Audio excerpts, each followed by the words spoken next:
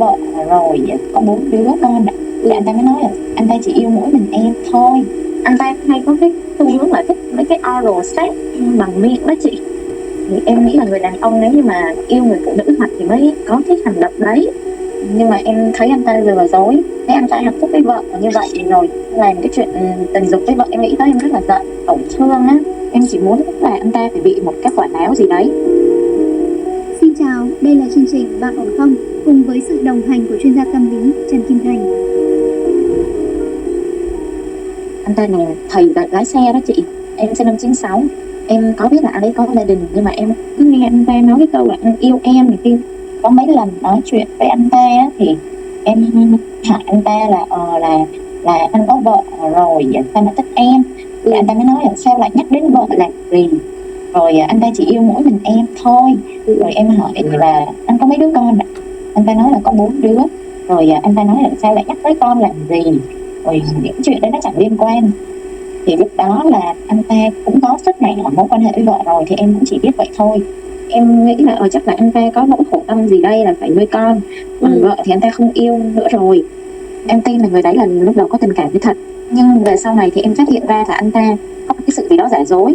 Em thấy anh ta đăng trên mạng là vợ nhắn tin là nhà có nồi thịt kho, sáng ba mẹ con ăn thì chồng về ăn thịt kho đấy, không có cần mua gì đâu.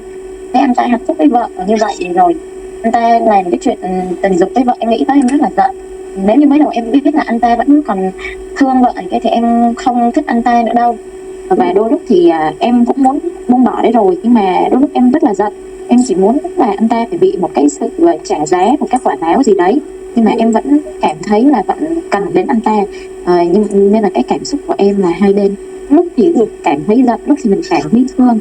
Nhưng em cũng có một chút hối tiếc, bởi vì là nếu như mới đầu mình biết là anh ta giả dối thì mình chấm dứt ngay từ đầu, mình tố cáo những cái hành vi như vậy của anh ta ra pháp luật đó, thì mọi chuyện nó đã khác hơn. Nhưng vì lúc mình nghĩ là cái tình cảm của anh ấy là thật, cho nên là mình mới không đưa ra pháp luật, vì cái tình cảm thì nó đang xen trong đấy, nó rất là khó.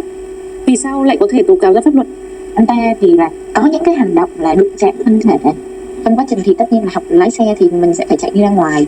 Có một lần thì anh ta ôm em bất ngờ ấy, nhưng em nói thì nếu anh ta còn làm nữa thì em sẽ tố cáo lên cấp trên của anh ta. Anh ta nói là thôi cho anh xin lỗi. Em biết hoàn cảnh của anh ta và chắc chắn là không có giàu có gì rồi, nhưng mà không hiểu vì sao mà về sau em lại thích anh ta. Thì chắc có thể là sau khi mà anh ta ôm em thì em thích anh ta. Còn mấy lần trước đó thì em cũng không thích anh ta, em thấy bình thường. Về sau á, thì có một lần thì anh ta tỏ cái ý là muốn cưỡng hiếp em á. Từ cái ngày đầu tiên anh ta ôm em cho đến cái ngày cưỡng bức là tụi em cũng gặp nhau vài lần, thì anh ta cũng chỉ ôm hôn em. Về sau á, thì trong xe á, thì anh ta có cái hành động như là đè em, đòi được quan hệ ở trong xe. Em nghĩ là chắc là anh ta có tình cảm với mình, nên là mới khác cái chuyện đó mà em chống cự. Tại vì em nghĩ là cho dù thích hay thế nào cũng có nên ở cái mức chừng mực. Em thấy là nguy hiểm, mặc dù là tình cảm thì cũng có, nhưng mà em nghĩ là nó đường đột như vậy. Cho dù anh ta có không yêu vợ nữa, nhưng mà cũng cần một thời gian để phát triển. Sau lúc đụng chạm, anh ta thì sẽ hay có cái xu hướng là thích mấy cái oral sex bằng miệng đó chị. Thì em nghĩ là người đàn ông nếu như mà yêu người phụ nữ thật thì mới có cái hành động đấy. Vì sao em biết là anh ta thích cái oral sex?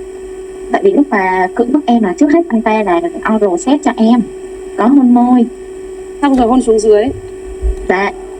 Vậy là anh ta cưỡng bức được em rồi còn đâu nữa.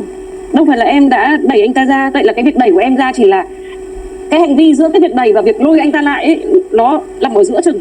Vừa muốn đẩy anh ta ra, vừa muốn giữ anh ta lại, phải không nào? Thế nên lúc đó em nghĩ là cưỡng bức là phải dùng bộ phận. Chị hiểu. Nhưng mà cái lúc mà anh ta hôn xuống bộ phận dưới ấy, thì em cũng có đẩy anh ta ra, vì em cũng rất là sợ.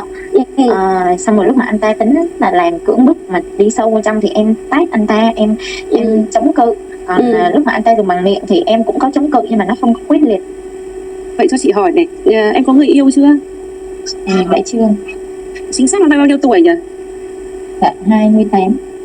Đã từng có những mối tình chưa? Dạ em cũng có vài mối tình này. Vậy em đã từng có quan hệ nam nữ chưa? Dạ là cũng có rồi. Khi em quan hệ tình dục với người yêu của em mà em thích em yêu á, thì em cảm thấy cơ thể em có thích cái hành việc đó không? Dạ có. Ok rồi. Và em chia tay cái mối tình gần nhất ở đây là bao nhiêu lâu rồi? khoảng 6 năm. Vậy em quan hệ lần đầu năm bao nhiêu tuổi? Năm 20 tuổi. Khi em quan hệ trước gần một người đàn ông em yêu đó, mà trước khi xảy ra cái chuyện quan hệ đấy em có cảm thấy cơ thể em hừng hực không? Có chị. Tốt rồi. Em để ý cơ thể của em, chị đang hỏi để chị có thể giúp em nhận ra một số thứ được không nào? Dạ. Vậy thì ở đây em không nên bóc phốt anh ta, em không nên kiện anh ta, vì rõ ràng trong mình phải hết sức chân thật với mình em ha. Thì ở đây cái hoàn cảnh của em ấy thực sự là cái sự em chống đối anh ta chỉ là một phần nhỏ thôi, có một phần lớn là chị đã nói cái tín hiệu cơ thể em phát ra. Thứ hai là thực sự em muốn làm điều đó với anh ta, em hiểu cái điều đó, và nó có một cái sự chống đẩy, nhưng chống đẩy là để tiếp tục chứ không phải chống đẩy để dừng nó lại. Cho đến khi em thực sự dừng lại thì nó mới dừng lại. Anh ta biết điều đó nên là lần sau anh ta mới tiếp tục lần nữa, chứ không phải là anh ta không biết điều đó.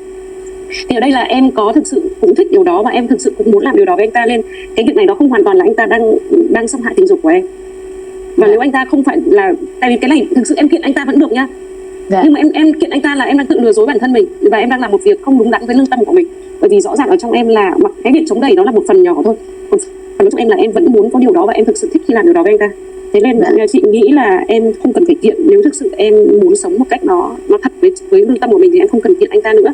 Em chỉ coi đây là một bài học cho em để em tránh những cái chuyện này không nên xảy ra nữa. Và chị cho rằng em rất cần phải đi tìm một người yêu, một bạn tình sớm đi, vì cơ thể của em nó rất cần điều đó, nó sắp không chịu được nữa rồi đó. Chị đang nói đùa vậy thôi ha. Và nếu mình không có một cái đối tác phù hợp, là dễ là mình quan hệ lung tung bên ngoài rồi nó gây ra những cái tổn thương tổn hại cho mình không đáng có. Mình xứng đáng có một cái người tình tốt hơn cho mình, được không nào? Chứ không cần một cái người bất kỳ ai đó qua đường mình không lên như vậy. Mình có công việc, mình xinh đẹp, mình hiểu biết ha, thì đâu đến nỗi mà em phải tăng cái sự hiểu biết về bản thân mình nhiều hơn, về quan hệ tình dục nhiều hơn. Em đến cái tuổi lập gia đình rồi mà em nên phải tăng những cái hiểu biết đó và những cái bản năng, những cái kỹ năng trong đời sống cá nhân cũng như đời sống hôn nhân, trong một sự đời sống tình cảm là em chưa biết đâu, nên là em mới để cho người ta có thể có cơ hội nó đi quá với em rồi. Nhưng để mà kiện anh ta cưỡng bức em thì không hoàn toàn là đúng, không chỉ bởi vì là em sợ mất anh ta đâu, còn bởi vì một phần trong em biết là thực ra anh ta không phải là hoàn toàn là lạm dụng em, không phải hoàn toàn xâm hại em, mà có sự khuyến khích của em một phần trong đó. Khuyến khích đây là khuyến khích vô thức, cơ thể em thèm muốn và bản thân em bên trong bản năng của em thèm muốn, được không nào? Và bản thân em cũng để anh ta làm như vậy thì anh ta mới làm mà. Em yêu cầu, em nghiêm nghị với anh ta sẽ không tiếp tục được ngay nhá. Nhưng mà rõ ràng em có sự khuyến khích ở đây rồi, bản thân là bên trong em tự nhận thức được điều đó nên nó đã mới không kiện anh ta đó. Vậy thì thôi mình sẽ không kiện như em định ban đầu đi. Em hình dung cái việc của em ấy với anh ta là rơi vào một cái bẫy, gọi là mỡ trong miệng mèo ấy em. Một con mèo đang đói ăn chẳng hạn, có một cục mỡ to đùng ở trước miệng nó thì nó có ăn hay không? Có. Anh ta cũng có thể là nhiều thông tin quan hệ với anh ta đi làm nhiều, nó bận thời gian để quan hệ với vợ nhiều, hoặc là vợ anh ta ở nhà bận chăm 4 đứa con mệt quá rồi đâu sức quan hệ anh ta nhiều chẳng hạn như thế. Chỉ ví dụ thôi, được không nào? Có rất nhiều lý do để khi hai vợ chồng sống với nhau lâu, họ chuyện gia đình con cái bao nhiêu chuyện đấy, họ đâu còn có ưu tiên chuyện quan hệ tình dục nữa. Là em đang trong cái giai đoạn cơ thể em nó ưu tiên cái chuyện đó thì em mới thấy nó hừng hực như vậy nhá. Chứ còn người ta đã làm việc nhà, đã lập gia đình 4 đứa con, nhiều việc lắm em ạ. Về nhà đâu chắc việc nghỉ, về nhà còn quay cùng với 4 đứa con nữa thì sức đâu mà làm gì nữa em. Thế nên có thể anh ta thiếu, hoặc đơn giản là người đàn ông họ có một cái bản năng là bản năng gieo giống, và cái người gieo giống ấy thì họ cứ càng gieo được bao nhiêu hạt thì càng tốt, thì đấy là nó được lập trình ở trong vô thức của người ta. Những người đàn ông mà trí tuệ, có cái đạo đức, có cái nhân phẩm nhất định, họ khôn ngoan nhất định ấy, thì họ sẽ kiếm một người phụ nữ phù hợp để mà làm vợ, để mà làm mẹ của con mình, có đức hạnh và xinh một tí thì càng tốt. Hiểu không nào? Để làm sao cho con mình nó được tốt đẹp về mặt duy trì loài giống thì cái giống là giống tốt.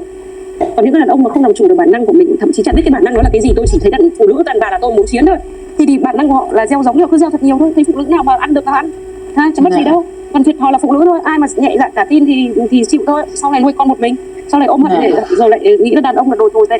Nhưng không phải đàn ông nào cũng tồi tệ, không phải đàn ông nào cũng đi gieo giống bừa bãi, chỉ có một số thôi, và mình đã gặp phải cái người như thế bởi vì mình không đủ hiểu biết. Thứ hai là mình cũng là người nhẹ dạ, mình cứ để bản năng chiến thắng. Anh ta có bài rồi, anh hiểu không? Anh ta có thể lạm dụng nhiều người rồi chứ không phải mình em đâu. Bởi vì nói ra một cách dễ dàng, làm nó một cách dễ dàng thì anh ta phải là thợ chiến rồi, chuyên săn mồi rồi. Em hiểu không nào? Vậy anh ta không phải là cái người đáng tin cậy để làm chồng đâu em. Chưa nói gì, anh ta đã có vợ và 4 con rồi, tại sao mình lại đâm đầu vào cái đối tượng như vậy để đời mình khổ? Mình biết trước là khổ, tại sao mình còn nhảy vô rồi sau này lại than khóc kêu khổ? Là do mình thiếu lý trí. Thì bây giờ mình phải tăng cái năng lực suy nghĩ, tăng cái năng lực phân tích lên, dùng lý trí một chút, đừng chỉ dùng cái cảm xúc đơn thuần. Cho bây giờ mình đã phát dục mạnh như vậy thì thường là nó cũng sẽ tìm đến những cái người có nhu cầu dục cao em. Thế nên em cần phải cảnh giác, phải xem về mặt đạo đức của họ, về mặt nhân phẩm của họ, trí tuệ của họ, về thậm chí là về năng lực kiếm sống của họ, bởi vì sau này họ gieo giống cho em xong rồi em có con thì em phải ở nhà chăm con ít nhất là 3 đến 6 năm đầu. Thế thì cần phải có người kiếm sống về để nuôi đứa trẻ đó chứ. Chị đang nói rất là thật, bởi vì mình gần như không biết về thực tế nhiều, mà mình đang sống trong những cái ảo tưởng về tình cảm, về tình dục, về mối quan hệ, có thể mình xem trên phim, ảnh hoặc đọc ở đâu đó thôi. Nó chưa đủ, chỉ là một phần rất là đẹp mà người ta tự vẽ lên hoặc tự viễn hoặc lên cho đời bất buồn thôi, em hiểu không nào? Sau những cái lần quan hệ như vậy là cái gì? Một vài phút sung sướng lên mây đó thì sau đó là cái gì? Trên phim ảnh họ cũng có thể có những cái cuộc tình một đêm nghe nó rất hoành tráng, kiểu khao khát rồi lồng lộn, đúng không? Nhìn nó rất là hay ho, nhưng mà thực sự đằng sau cái đó họ không chiếu cho mình là cái gì. Thì trong cuộc đời thực tế đằng sau cái đó là gì? Có thể bị nhiễm HIV, có thể bị đánh ghen, tạt axit, có thể bị mang bầu và sinh con phải đơn thân một mình vất vả suốt một cuộc đời sau này, từ đó đến cuối đời là mình coi như mình mất tự do rồi. Mình phải bị phụ thuộc vào những cái thứ đang diễn ra một cách nó rất là không thể lường trước được. Thì ở đây mình có thể lường trước được những cái chuyện xảy ra một phần nào đó, bằng cái cách là mình cần phải làm chủ các hành vi của mình, có những quyết định lựa chọn phù hợp. Đặc biệt cái quyết định lựa chọn bạn tình, bạn đời, người yêu, đặc biệt là người mình sẽ kết hôn đấy, là quyết định quan trọng nhất cuộc đời. Nên mình cần phải dùng lý trí đó một phần, chứ không chỉ là thích rồi quan hệ là được. Đừng như thế thì đời mình nó sẽ đỡ khổ hơn em ạ nhé. Và em bên đây thì em vẫn chân thành thật lòng thích anh ta. Anh ta nói yêu em. Không đâu em à. Đấy là cái điều người ta nói, tại vì người ta cần phải lừa được em thì họ mới đạt được cái mục đích của họ chứ. Thì một cái lời nói anh yêu em có mất cái gì của họ đâu. Nếu có một người có kinh nghiệm họ nghe từ anh yêu em mà thật lòng hay anh yêu em không thật lòng họ sẽ biết. Nhưng một cái người non nớt hoặc là thiếu thấu cảm hoặc là thiếu cái sự tinh tế hoặc là thiếu sự trải nghiệm thì họ nghe họ không nhận ra được. Một cái người có vợ và 4 đứa con rồi thì rất là khó để mà anh ta bỏ vợ để mà anh ta lại đi theo em. Mà làm gì có chuyện vừa gặp vài buổi mà lại yêu em nhất trên đời. Thì 4 đứa con của anh ta thì là rơm là rác à? Tất nhiên những cái điều em hiểu là cần thời gian ấy là chắc chắn là đúng rồi. Nhưng rõ ràng ở đây chỉ là một vài buổi học thôi, anh ta đã bắt được tín hiệu ngay và anh ta đã định cho em vào trong cuộc chơi luôn đó.